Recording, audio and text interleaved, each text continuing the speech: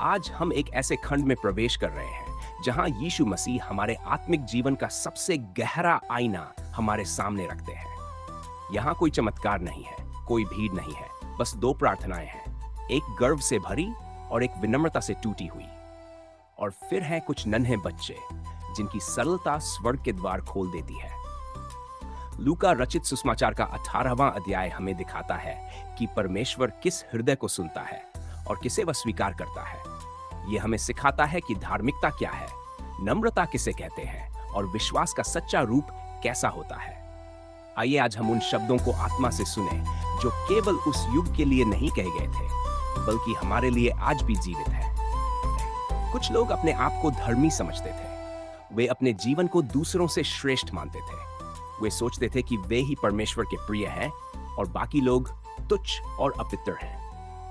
ऐसे लोगों के लिए यीशु मसीह ने एक दृष्टांत कहा ताकि वे सच्ची धार्मिकता और नम्रता का भेद समझ सकें। उन्होंने कहा, दो मनुष्य मंदिर में प्रार्थना करने गए। एक था फरीसी, धार्मिक नियमों का कठोर पालन करने वाला, समाज में प्रतिष्ठित और अपने धार्मिक कार्यों पर गर्व करने वाला। दूसरा था महसूल लेने वाला, उस समय का तिरस्कृत और निंदित व्यक्ति, जिसे लोग गुनहगार और विश्वासघाती समझते थे, क्योंकि वह रोमी सरकार के लिए कर वसूल करता था।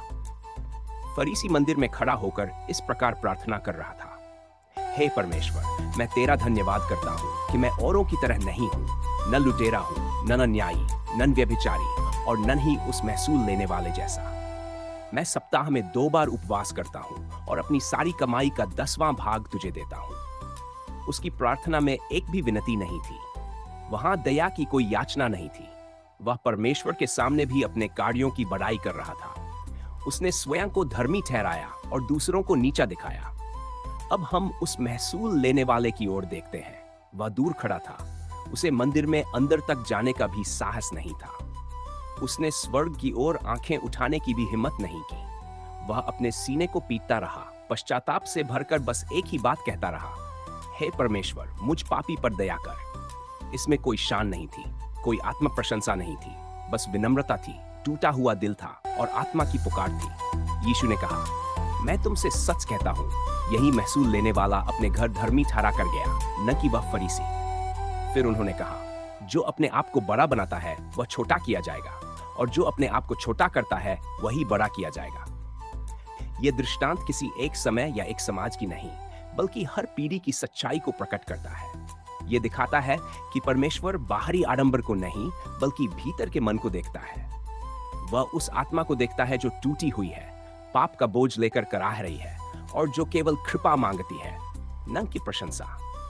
फरीसी ने धर्म के आवरण में गर्व को छिपा रखा था। महसूल लेने वाले ने पाप में भी नम्रता और पश्चाताप को थामा, और परमेश्वर ने उसे धर्मी ठहराया। अब हम आगे बढ़ते हैं। लोग अपने छोटे बच्चों को यीशु के पास ला रहे थे ताकि वह उन पर हाथ रखे और आशीष दे, परंतु शिष्यों ने उन्हें झिड़का। उन्होंने शायद सोचा कि यीशु इतने छोटे बच्चों के लिए नहीं आए, या ये समय उनका व्यर्थ कर रहे हैं। लेकिन यीशु ने जब ये देखा तो उन्हें बहुत खेद हुआ। उन्होंने उन बच्चों को अपने पास बुलाया और कहा, बच्चों को मेरे पास आने दो और उन्हें मना मत करो, क्योंकि परमेश्वर का राज्य ऐसा ही लोगों का है। फिर उन्होंने एक गूढ़ आत्मिक सत्य को प्रकट किया, जो कोई परमेश्वर के राज्य को एक छोटे बालक की तरह ग्रहण नहीं करेगा, वह उसमें प्रवेश नहीं करेगा। यीशु यहाँ केवल बच्चों की बात नहीं कर रहे थे।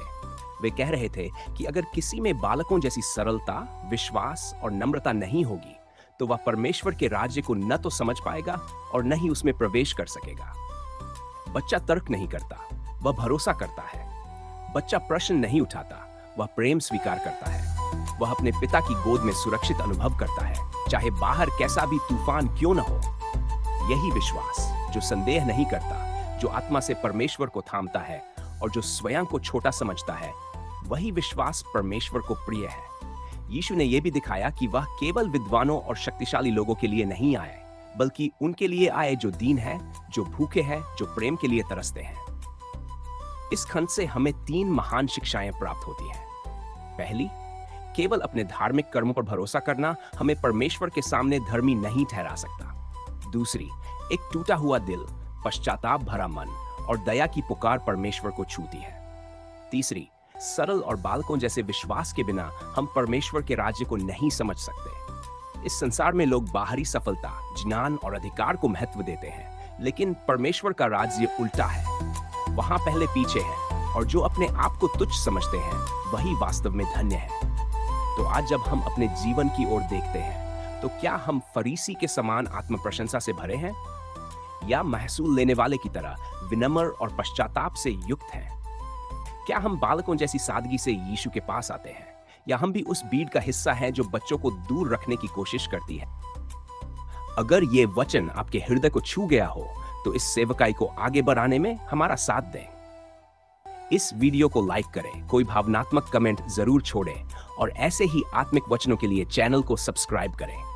आपका एक छोटा सा सहयोग किसी और की आत्मा तक यीशु का प्रेम पहुंचा सकता है।